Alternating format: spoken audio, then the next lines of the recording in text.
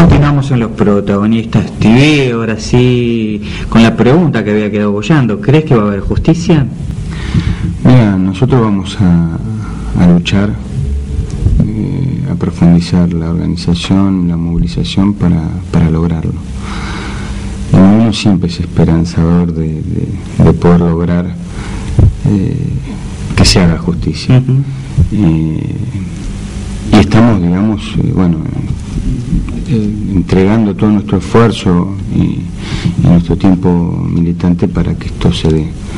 Yo, por ejemplo, me acuerdo con este caso, con el caso de Mariano, en los procesos de movilización acá en Marcos Paz que hemos hecho, exigiendo el esclarecimiento del asesinato de Noelia Herrera, o incluso las movilizaciones que se han hecho por el esclarecimiento del asesinato de Fernando Azales, como dos hechos emblemáticos del distrito dentro de tantos que hubo. Sí, Azales, vale comentar que fue fuera del distrito, pero es una muerte y una muerte... digamos, cuando lo digo en respuesta a lo que vos me preguntás, si digamos uno tiene la esperanza de que haya justicia, ¿no? Si cree que puede haberla. Tanto en el caso de Noelia como en el caso de Fernando, o procesos de movilización y de lucha muy importantes que fueron acercándose a que se esclarezca el caso. De hecho, Elba Linder terminó hasta en una entrevista con la mamá de Azales, con gente de la provincia de Buenos Aires, donde el propio ministro de Seguridad le confesaba que de los 52.000 hombres que tiene, la mitad son delincuentes, son corruptos, son elementos que, digamos, a él los heredó, queriendo mostrar su impotencia. Y esto incluso formó parte del análisis que se hacía para luchar y para ver cómo hay que organizarse, porque acá también lo que está planteado en el caso de Mariano, en la lucha contra las tercerizadas, contra el trabajo precario. Un tercerizado cobra mucho menos que un permanente, ¿no? Claro. En los trenes, mientras que los compañeros tercerizados están cobrando 2.000 pesos promedio, un trabajador efectivo anda en promedio 6.000. O sea que la diferencia es abismal. ¿Y quién es el culpable de primero y trabajadores de cuarto? ¿Y quién es culpable de que esto suceda? Bueno, por un lado, las empresas, que son las que se benefician con negociados que hay. Por otro lado, el Estado, que es el que entrega subsidios para estas empresas tercerizadas, sabiendo que son empresas tercerizadas y sabiendo de que se establece un mecanismo de trabajador de primera y de segunda, de primera y de cuarta. Y por otro lado, la burocracia sindical, que también, digamos, forma parte de ese negocio. Está claro acá en el caso de la Roca, bueno, la Unión Ferroviaria forma parte directamente como empresario, ya no como representante de los trabajadores, sino de negocios. Así es. Y es eso lo que ha saltado, lo que ha puesto de manifiesto y lo que también está en discusión cuando se plantea la posibilidad de que haya justicia. ¿Cuál es la responsabilidad del secretario general de la Unión Ferroviaria, José Pedraza? Bueno, o sea, el hecho de formar parte de esta estructura y de transformarse ya no en un representante de los trabajadores, sino de los negocios a los cuales él maneja, él, su familia y todo un grupo que está vinculado con él,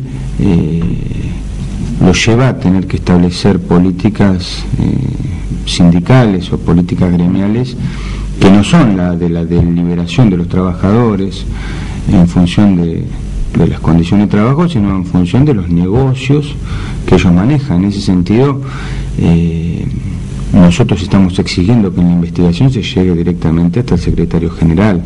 Para el POP, ¿hay que intervenir en la Unión Ferroviaria? Nosotros entendemos que tiene que haber un proceso de deliberación de los trabajadores. Yo no, en una primera instancia, es una digamos, un planteo personal, no creo que una intervención sea la salida. Creo que tiene que haber procesos de intervención activo de los trabajadores que se saquen de encima estas burocracias. por ejemplo, hubo procesos de intervención, que eso lo viví muy de cerca en Ecotrans, y las intervenciones fueron peor que los patrones que llevaron a la quiebra a la empresa. O sea, acá de un Estado y de una justicia que deja mucho que desear en función de la transparencia, en función de métodos que están dirigidos a los intereses de los trabajadores, una intervención da más la sensación de ser una propuesta, un planteo que intente ver cómo, sin alterar los negocios, se sacan de encima los Pedraza. ¿Entiendes? O sea, porque acá un poco es apuntar sobre Pedraza diciendo, bueno, el problema lo tiene Pedraza o lo tienen, digamos, los dirigentes de la Unión Federal. Pero la idea, cuando se plantea en alguna medida el tema de la intervención, es decir, bueno, pero los negocios que manejan esa burocracia, la idea es que los maneje otro. Bueno, acá tiene que haber una intervención directa de los trabajadores, y los trabajadores transformar un sindicato que actúa como una casta hacia intereses ajenos de los trabajadores a directamente una deliberación profunda de los trabajadores y establecer una participación democrática donde haya libertad sindical, donde los compañeros puedan deliberar y resolver. O sea, el sindicato cumple esa función. A ver, digo, por un lado, la presidenta en algún momento manifestó que estaban buscando un muerto, no son por ustedes, pero no sé por qué sectores, esto apenas sucedió, planteó esto, pero también es cierto que hay una política llevada desde el gobierno nacional que es no reprimir las movilizaciones sociales. Mirá, digamos, ¿cuál sería la pregunta? No, el tema, a ver, vos lo considerás que esto es así, que la patota sindical es como un parapolicial y entonces no hay necesidad de reprimir políticas de este estilo, movilizaciones, ya que, bueno, actúan estas patotas sindicales. Nosotros, digamos, como el Partido Obrero, que viene haciendo un análisis de la situación política nacional, caracteriza que el gobierno de los Kirchner es un gobierno que está en crisis y que, digamos, actúa en una situación de excepción. ¿En qué sentido? El gobierno, para poder avanzar, se tiene que vincular a todo lo que a la estructura más podrida que ellos critican. A ver, en la última elección, para poder llegar a la elección y sacar los votos que sacaron, aunque no ganaron, se estructuró a los JC, a los Sigi, a los Curto y a todo el ala sindical más burocrática y más antiobrera, o sea, toda la estructura burocrática sindical de la CGT de los gordos. Hubo un desplazamiento de todo un sector de lo que serían las organizaciones sociales, toda esa idea de lo nacional y popular, así como en su momento, por ejemplo, acá veíamos una intervención muy activa del movimiento Plátano. Toda esa expresión ha quedado desplazada por la vieja estructura más reacia del peronismo, tanto sindical como político partidario. Entonces, en ese sentido, es falso, digamos, que el gobierno intenta aparecer como una renovación, o el peronismo kirchnerista, ¿no? Entonces, hoy, digamos, se le ha planteado al gobierno un momento de inflexión, porque, por ejemplo, el jueves 21, cuando más de 50.000 personas se movilizaron a Plaza de Mayo, la dirección del Partido Obrero le pidió una entrevista a la presidenta. Y la presidenta no se la dio.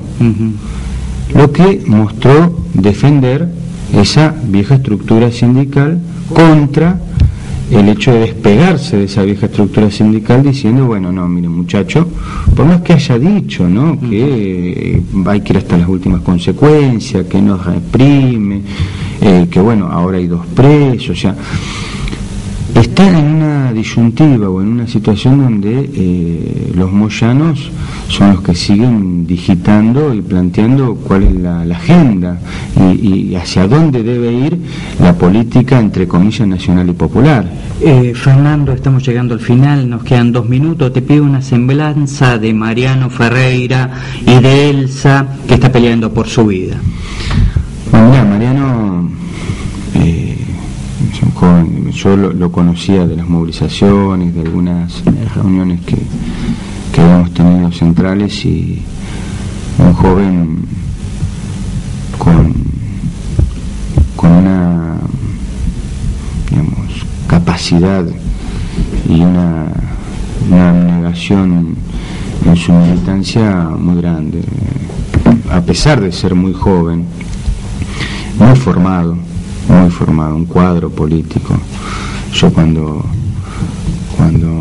estábamos el miércoles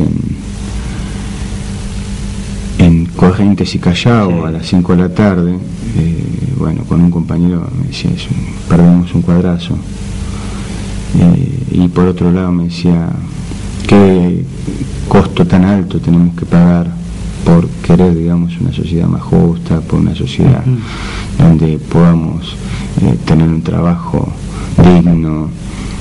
Mariano es el compañero que estaba en la primera fila luchando, en este caso por los tercerizados, pero organizando a la juventud, un estudiante del CBC de Avellaneda. Le gustaba el arte, le gustaba la música. Estamos viendo la foto de Mariano Ferreira del diario de la Prensa Obrera. Y bueno, también es el resultado del argentinazo. Mariano, igual que Elsa, Mariano hacía casi 10 años que militaba en el Partido Obrero, Elsa 7 años, Elsa con 56 años, hoy peleando por su vida en el Argerich. Compañeros que también, Elsa venía del Encuentro Nacional de Mujeres, había tenido una participación activa ya, y cuando llegó, una de las cosas que se habían discutido era participar de la movilización y de la actividad que se hacía por los tercerizados. Ella participó de un taller donde justamente se discutía toda la lucha contra las tercerizaciones, y obviamente cuando vino fue la que planteó estar en la primera línea de ese día, de esa jornada de lucha. Hoy estamos, digamos, bregando porque Elsa se recupere. Así es.